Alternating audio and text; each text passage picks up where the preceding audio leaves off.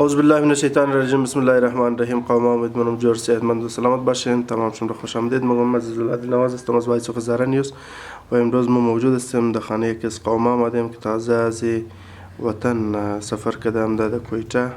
دیگه وضعیت زندگی خوب نیست و خود چم کسی یک پایش نیست. خب برار اصل مسئله که در این چیز مسئله است. مثال خودوانشون چیز کار منین، کار میتنین نمیتنین؟ والله فعلا برار دیگه ما که هستم بیکار هستم، دیگه کار نمیتونم بخاطر که معلول هستم دیگه. یک بچه من میبینیم که اصلا پایش مشکل داره دیگه، نیاز به تداوی داره دیگه. خود من معلول هستم، پای من قطع شده در انفجار ماین در افغانستان دیگه. ما تازه 15 روز میشه که از افغانستان آمدیم.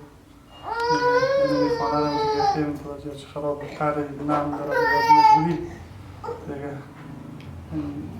نیاز به کمک دوستا برادرها داریم. این بچه ما تداوی شود دیگه، خودمون نیاز به حمایت داریم دیگه از دوستا. خب در خانه چند نفر عیال هستن؟ چند نفر تعداد چم هستن؟ ما خودم خانم من دیگه 3 طفل داریم. بسیار خوب. خب بچهشون که مشکل داره، از کجا مشکل داره؟ مشکل پای داره، کمر داره؟ این که هست دیگه ترکی فامیلی عملیات شده به 4 روزگی به زیر دکترها بکنیم که پایه از این نیاز به تداوی داره دیگه.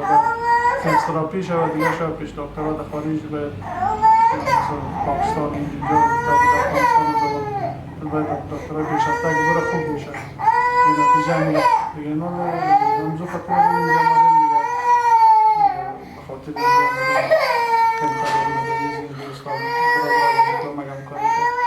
خب بسیار خوب.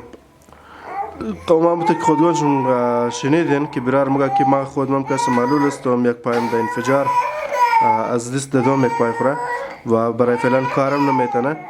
خودش است، همسرش است و 3 طفل داره که نه تازه سفر کردم در کویته و نیازمند کمک است. بچهش هم کسته پایش میگرنین که کمزور است و از کمرم کسته ای بی است بچهش دیگه. اینا التجا دارن که قوما قد از نا کمک شنن و هر کس که آواز از مر میشنوه ویدیو رو میگرنه حداقل اگر کمک نمیتونین ویدیو رو شیر کنن تا که دوستایی که کمک میتونه رابطه کنن تا که علاج از طفل از نشونه، اگر شده که علاج خودگون از نشونه دیگه. امیدوارم که قوما قد از ما رابطه کنن تا که ما دست غریب و بیچاره را گرفته بتنی و این هر کس در شیر رسیدگی که بتنه.